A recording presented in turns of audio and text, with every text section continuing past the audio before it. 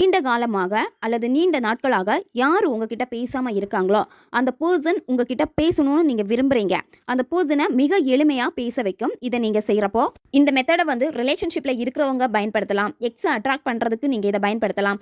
One side லவ்வில் இருக்கிறவங்க பயன்படுத்தலாம். நண்பர்களுக்காக இதை நீங்கள் பயன்படுத்தலாம்.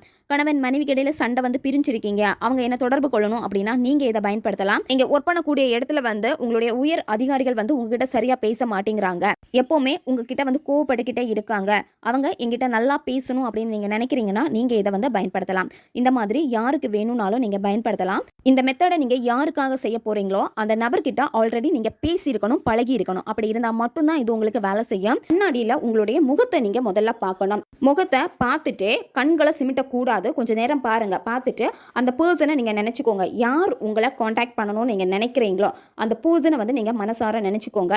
நினச்சிட்டு இந்த வார்த்தைகளை நீங்கள் சொல்லணும். டுகெதர், அந்த நபருடைய பேர், ரீச் நவ்.